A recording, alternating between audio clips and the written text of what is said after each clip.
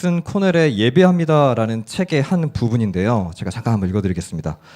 사탄의 강력한 무기 중 하나는 언젠가라는 작은 단어다.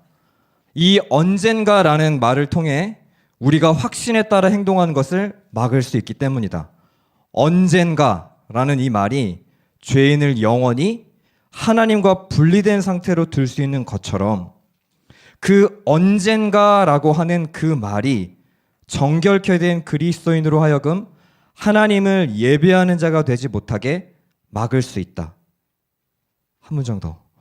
벨릭스가 바울에게 말한 것과 같은 보다 편리한 시간이라는 단어는 결코 없다. 사탄의 강력한 무기가 언젠가라는 작은 단어래요. 언젠간 예배할 거야. 언젠간 회복될 거야. 언젠간 괜찮아질 거야. 하지만 그 책에서는 이어서 이렇게 얘기합니다. 오늘 우리가 예배하지 않으면 내일도 예배하지 않을 것이다. 우리가 고난 가운데 기뻐하지 못하면 승리 가운데도 기뻐하지 못할 것이다. 우리가 적당한 분위기를 기다린다면 그 적당한 분위기는 오지 않을 것이다. 사랑하는 이청년 여러분, 오늘 이 예배 어떤 마음으로 오셨습니까? 아까 찬양 한 20분 정도의 시간 동안 정말 살아계신 하나님을 경외함으로 두렵고 떨리는 전율로 하나님을 예배하셨습니까? 아니면 내 마음에 감동이 올 때까지 적당한 분위기를 기다리면서 언젠간 만나주실 하나님을 혹시 기다리고 계셨던 것은 아닐까요? 플라톤이 인간의 그 내면의 성향을 통찰하면서 이런 이야기를 했어요. 인간은 변화에 대한 타고난 저항을 가지고 있다. 인간의 이 마음 속에는 변화에 저항하는 내장 메커니즘이 있다. 인간이 현실에 안주하는 경향이 있고 자신의 건강, 자신의 행복, 자신의 편안함에 얼마나 많은 대가를 치르게 하는지 깨닫지 못하는 경우가 많다. 가장 대표적인 것은 새로운 사람을 만나는 것을 주저하는 인간의 내면의 변화에 대한 딱딱함. 한 책에서는 이 플라톤의 이 인사이트를 가지고 이렇게 분석을 하더라고요. 이 변화에, 관계의 변화에 저항하지 않은 인간의 마음의 깊은 내면에는 사실 관계의 번아웃이 내면 뿌리 깊이 자리 잡고 있다. 오랜 시간 동안 관계로부터 지쳐왔던 그 번아웃이 더 이상 새로운 변화에 대한 그 갈망을 가로막는다는 겁니다. 제가 오늘 이 이청년부 첫 예배를 준비하면서 이 예배에 대한 도전을 여러분에게 좀 드리고 싶습니다. 어제 이 사역팀 워크숍이 있었습니다. 1박 2일 동안 저희가 이제 동계 수련회로 들어가게 될 NKM 수양관에서 치열하게 예배에 대한 고민과 토론을 했는데요. 그 토론의 나눔 중에 한 지체가 그런 이야기를 하더라고요. 예배라고 하는 것은 하나님의 전적인 독점 상태로 있는 것이다. 하나님이 나를 전적으로 독점하시는 것이다. 그분이 내 마음을 완전히 지배하시는 것이다. 그러면서 명언을 하나 남기시더라고요. 제가 약간 감동충처럼 예배의 가장 큰 적은 나다. 별론가요? 저 정말 큰 인사이트를 받았거든요. 예배의 가장 큰 적은 나 자신이래요. 예배하지 않는 내가 예배의 가장 큰 방해물이래요. 사랑하는 이청년 여러분, 오늘 이 예배 혹시 우리의 이 마스크가 한 3년 동안 우리의 찬양을 빼앗아 버린 것은 아닐까요? 우리의 기도를 빼앗아 버린 것은 아닐까요? 혹시 이 자리에 그런 분은 안 계시겠지만 마스크 뒤에서 하나님과 마주하는 것을 숨어있는 분은 안 계신가요? 저는 오늘 예배를 통해서 특별히 엘리야의 이스라엘을 향한 강력한 권면과 질타를 통해서 오늘 우리 예배를 한번 점검했으면 좋겠습니다. 그리고 이후에 있을 기도회를 통해서 우리의 예배가 다시금 회복이 되고 저는 올해 이청년부의 예배가 정상으로 다시 회복되기를 원합니다. 다시 한번 회복되기를 원합니다. 성령님의 민감한 반응에 힘입어서 하나님의 말씀하시는 그 세미한 음성을 듣고 타락한 사사기 시대의 그 자기 성향에 오른 대로 행했던 그 시대에 엘리가 듣지 못했던 그 영적인 무감각함이 아니라 어린 사무엘처럼 하나님을 향해 듣는 마음이 활짝 열려서 주님, 제가 여기 있습니다. 제가 듣고 있습니다. 사무엘아, 사무엘아 여러분의 이름을 부르실 때 네 주님, 제가 여기 있습니다 라고 하는 이 믿음의 고백, 이 믿음의 반응이 회복되는 우리 이청행보 되기를 주님의 이름으로 간절히 축원합니다. 오늘 이 본문은 굉장히 유명한 본문입니다. 제가 예전에 한 공동체 예배에서도 이 본문을 한번 다룬 적이 있는데 다시 한번 이 본문을 꺼내 들고 온 이유가 있습니다. 오늘 이 본문에 이스라엘 백성은 바알과 여호와 사이에서 머뭇거리고 있었습니다. 제가 오늘 이 본문의 이 설교의 제목을 머뭇하려느냐 라고 제목을 잡았는데요. 오늘 이 엘리야가 저희 이청년부에게도 동일하게 묻고 있습니다. 언제까지 머뭇하려느냐. 우리 21절 말씀을 다시 한번 같이 한번 읽어볼까요? 함께 21절 말씀 함께 읽습니다. 시작. 엘리야가 모든 백성에게 가까이 나아가 이르되 너희가 어느 때까지 둘 사이에서 머뭇하려느냐. 여호와가 만일 하나님이면 그를 따르고 바알이 만일 하나님이면 그를 따를지니라 하니 백성이 말 한마디도 대답하지 아니하는지라. 도대체 언제까지 머뭇하면서 살 겁니까? 한 편을 선택하십시오. 지금 엘리야가 간절하게 지금 이스라엘에게 촉구하고 있어요. 여기서 이 머뭇하다라고 하는 이 원어가요, 굉장히 상징적인 의미를 갖고 있는 단어인데요. 절뚝거리다라고 하는 뜻입니다. 절뚝거리는 겁니다. 한 편을 택하지 않으니까 인생이 절뚝거리고 있는 상태였습니다. 대체 지금 왜 이스라엘 백성들은 갑자기 이런 엘리야의 이 서리빨 같은 권면을 듣고 있을까요? 잘 아시는 것처럼 이 엘리야가 당시 사역했을 당시에는 바알 숭배가 극에 달해 있을 때였습니다. 특별히 이 바알 숭배와 더불어 3년간의 기근이 지속이 되고 있었어요. 참 아이러니하죠. 바알은 사실 이 농사를 관장하는 신이었기 때문에 비를 주관하는 신이었습니다. 그럼에도 불구하고 이 이스라엘이 바짝바짝 마치 우리가 코로나 시기에 영적으로 메말라서 가슴이 쩍쩍 갈라졌던 것처럼 그런 영적인 갈증과 그런 갈망함의 시대가 바로 지금 이 시대였어요. 이스라엘 백성들은 다 사실 넘어져 있었습니다. 다 하나님을 버리고 포기하고 바알 편에 선택해 있었어요. 자, 이런 상황에서 3년 동안 먹을 게 없어서 자기 자녀를 굶겨 죽여야 되는 이 극한의 상황 속에서 엘리야의 외침을 듣는다. 하나님을 택하라. 이거 얼마나 현실성 없는 도전입니까? 제가 여러분의 인생의 그 무거운 짐과 무게를 너무 잘 알고 있거든요. 어제도 한 청년과 통화를 하는데 30분 동안 전화를 붙잡고 통곡하시더라고요. 이렇게 울 수 있구나 사람이. 통곡, 오열. 아무 말도 제가 할 수가 없었습니다. 듣고 기도해드리는 것밖에 할 수가 없는 그 절박한 3년의 기근. 여기서 하나님을 예배하라. 하나님을 택하라. 현실과 전혀 관련 없어 보이는 이 영적인 도전 앞에서 이스라엘도 아마 답을 못했을 것 같아요. 왜 그렇습니까? 이들이 겪고 있는 문제는 자신이 내리고 있는 이 삶의 믿음의 고백보다 현실이 훨씬 컸기 때문입니다. 고백이 현실을 넘어갈 수가 없었기 때문입니다. 사랑하는 이청행 무지체들도 마찬가지 아닙니까? 지금 오늘 이 3년의 기근이 이 시대를 살아가는 청년들이 마주하고 있는 인생의 기근입니다.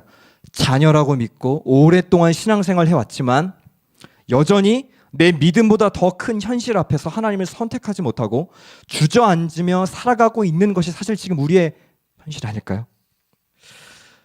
제가 이 찬양 준비하면서 항상 제가 박치거든요.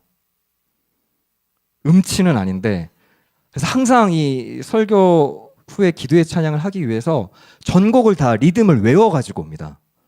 저는 사실 설교 준비하는 만큼 찬양을 많이 준비를 해오거든요. 그럼에도 틀렸다. 그것은 너그러이 받아주셔야 되는.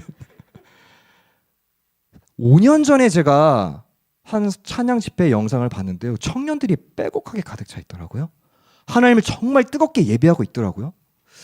근데 문득 제 마음 한구석에 그런 생각이 드는 겁니다. 대체 이 청년들 다 어디로 갔지? 그래서 문득 그 한 장면이 떠오르더라고요. 예수님이 기적을 일으키시고 오병이어를 일으키실 때 그렇게 많은 제자들이 따랐고 많은 군중들이 환호했지만 예수님의 십자가가 세워졌을 때 심지어 제자들도 다 달아났었던 그 모습이 떠오르면서 제 모습과 투영이 되는 겁니다. 어디가 있지? 사실 우리의 현재 영적인 상황이 이스라엘과 다를 게 없습니다. 하지만 이때 엘리야가 도전합니다.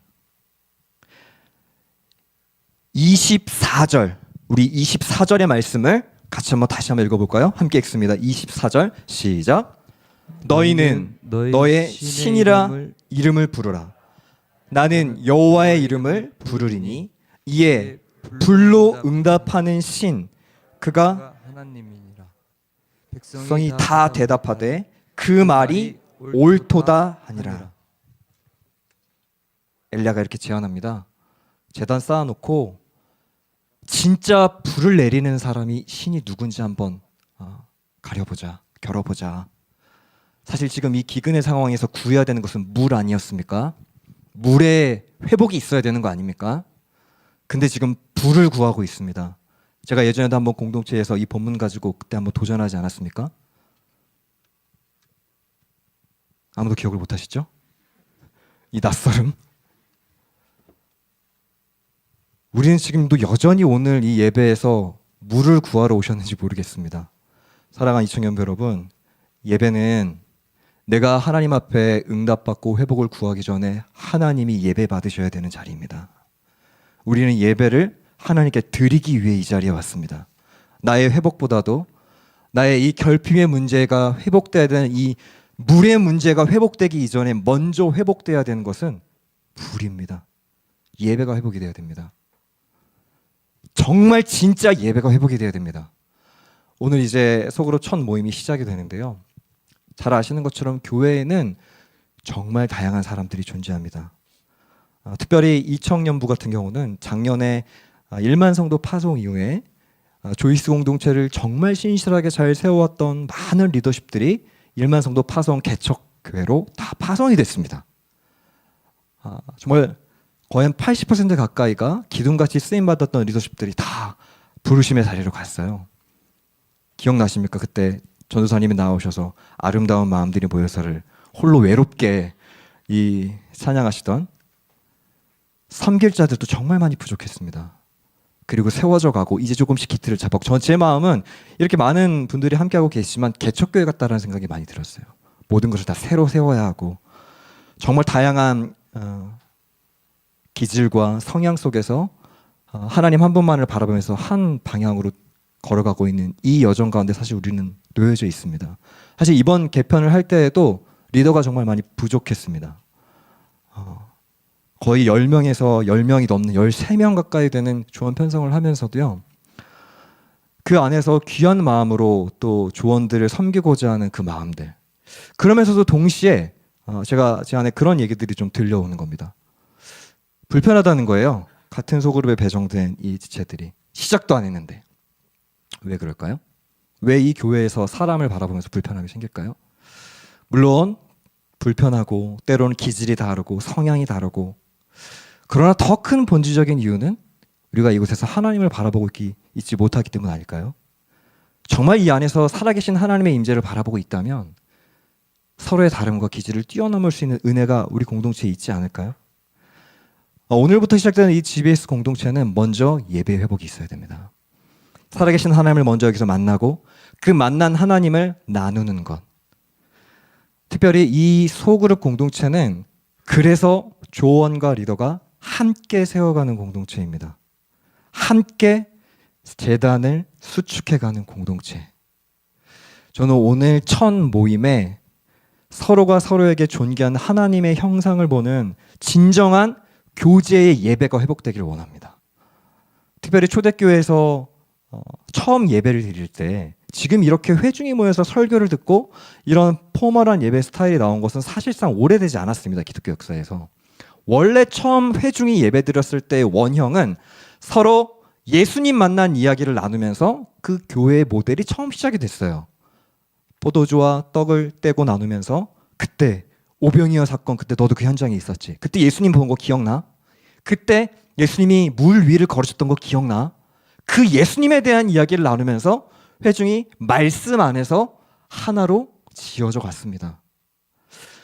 사랑하는 이청년 여러분, 먼저 물이 아니라 불을 구하십시오. 진짜 불을 구하십시오. 사단은 여러분에게 언젠가로 유혹할지 모르겠어요. 오늘 아니면 다음 주 언젠가, 수련회 언젠가, 조금 더 상황이 풀리면 언젠가. 그러나 예배합니다. 그 책에서 이렇게 얘기합니다. 오늘 예배할 수 없다면 내일도 예배할 수 없다. 우리의 이 굳어진 마음을 오늘 하나님께 반응할 수 없다면 내일의 예배는 없다. 이청년부의 예배가 불이 회복되는 예배가 되기를 주님의 이름으로 간절히 축원합니다. 그러면 이 불이 회복되는 이 예배를 어떻게 회복할 수 있을까요? 30절에 그 정답이 나와 있습니다. 우리 30절 말씀을 같이 다시 한번 읽어볼까요? 우리 30절 같이 읽습니다. 시작. 엘리야가 모든 백성을 향하여 이르되 내게로 가까이 오라. 백성이 다 그에게 가까이 가매 그가 무너진 여호와의 제단을 수축하되, 그가 무너진 여호와의 제단을 수축하되, 무너져 있는 제단을 그 상태에서 다시 복구했습니다. 새로 장소를 옮기거나 새로 제단 털을 잡아서 회복을 한 게 아니라 지금 현재 나의 모습 그대로, 그 무너져 있는 상태 그대로 회복했어요. 당시에 이 바알과 여호와라고 하는 이 두 선택지 앞에서 바알이라고 하는 이 우상은 굉장히 매력적인 선택지였거든요. 사실 우리가 지금에서야 바알이라는 단어가 우상 숭배가 지금 목사님 이 시대에 어디 있습니까? 사실 이 우상 숭배라고 하는 이 개념은 하나님과 늘 경쟁하는 개념 중에 하나인데요. 우상 숭배의 핵심은 이겁니다. 우리에게 마치 무엇인가 회복과 행복과 결과를 줄 것처럼 약속은 하지만 정작 응답해 주지 않는 게 우상입니다. 계속 여러분에게 약속을 줘요. 언젠가는 더 행복해질 거야. 언젠가는 더 회복이 일어날 거야. 하나님 말고 다른 그 무언가가 계속 우리로 하여금 언젠가로 계속 연기되고 미뤄지게 합니다. 그러나 오늘 엘리야는 이렇게 도전합니다.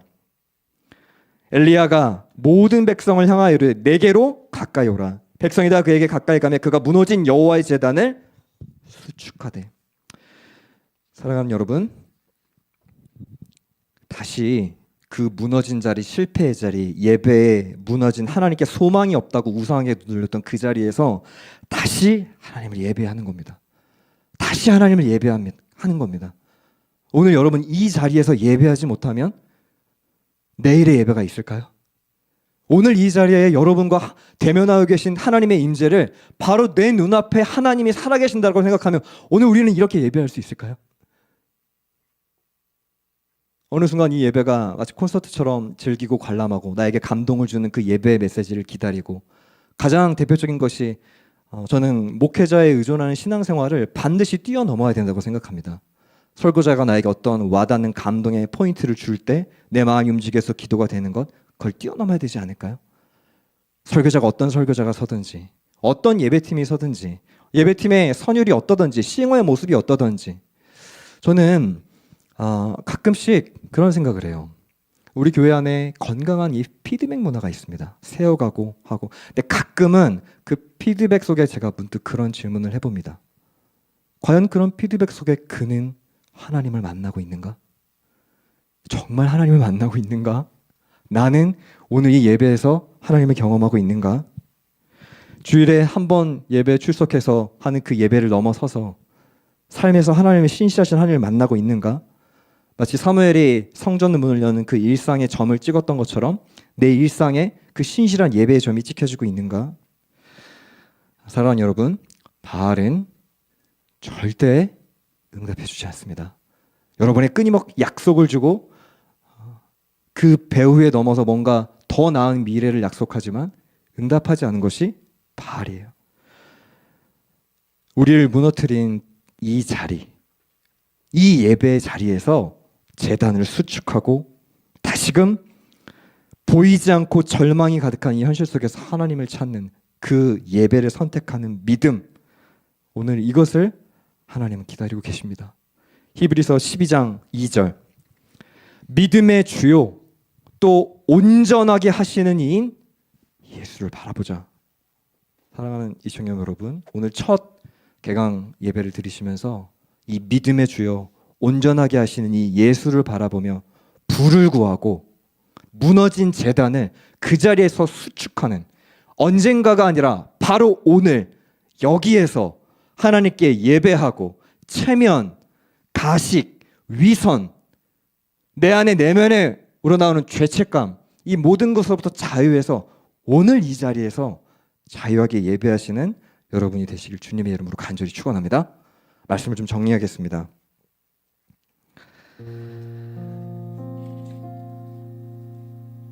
결국 이 싸움의 결과는 불이 임하고 결국 하나님의 제단이 불이 회복이 됩니다. 그럼에도 불구하고 이스라엘은 여전히 하나님께 반응하지 못합니다. 오랜 시간 동안 굳어왔던 이 딱딱한 신앙의 패턴, 예배를 방해하는 것이 저는 정말 제 자신이라는 생각이 듭니다. 굳어왔던 경험들, 대학부에서 누렸던 뜨거운 결정적인 만남, 청년부에서 누렸던 그 시간, 어느 시간 그것이 공식화되어 버려서 더 이상 하나님이 내 마음을 흔들려고 해도 흔들어지지가 않는 딱딱한 패턴화된 상태, 박스 안에 갇혀서 그 박스에 나올 용기를 내지 않는 상태가 저의 모습이더라고요. 사실 2주 전에 설교했던 엘리의 본문은 제 자신을 향한 메시지였습니다. 어느 순간인가 하나님 앞에 반응하기를 주저하고 있고 적당히 여기까지 타협하고 하나님 앞에 다윗처럼 춤췄던 그 다윗의 예배를 제가 잃어버렸더라고요. 제가 이청년부에 오면서 꿈꿨던 꿈은 다윗의 예배가 회복되는 꿈이었습니다. 그것이 다윗처럼 격렬하게 춤으로 반응되고 어떤 외형적인 걸 얘기하는 게 아닙니다. 하나님 여호와는 중심을 보신다고 하셨거든요. 오늘 이 예배 가운데 여러분의 중심을 보시고 그 중심을 하나님은 받으실 겁니다. 그 중심이 통하는 그 예배, 저는 오늘 그 시작이었으면 좋겠고요. 그리고 수련회에서 더 큰 은혜를 누리셨으면 좋겠고요. 나아가서 저는 이 소그룹에서 그 하나님 말씀 앞에서 그 치열하게 말씀으로 세워져가는, 성숙해지고 성장해가는, 그리고 특별히 더 신앙의 연륜과 경험에 있는 우리 믿음의 선배님들에게 부탁드립니다. 더 넓게, 여유 있게 후배들을 사랑해 주십시오. 고집과 독선과 아집이 아니라 넉넉한 여유로 후배들을 봐주십시오. 그리고 사랑과 상식의 공동체, 소통이 있고 그 가운데 존중이 있고 배려가 있고, 저는 오늘 이 예배가 하나님을 향한 그 예배의 갈망의 첫 시작이 되는 그 시간이 되기를 간절히 소망합니다. 오늘 그 마음을 담아서 송축해 내 영혼이라고 하는 찬양인데요, 우리의 영혼이 하나님을 향한 갈망으로 오늘 이 예배에 하나님 앞에 내 그 중심을 드리는 시간이셨으면 좋겠습니다. 거룩하신 이름, 이전에 없었던 노래로 주님을 경배해, 이 고백으로 여러분의 기도로 올려드리길 소망합니다.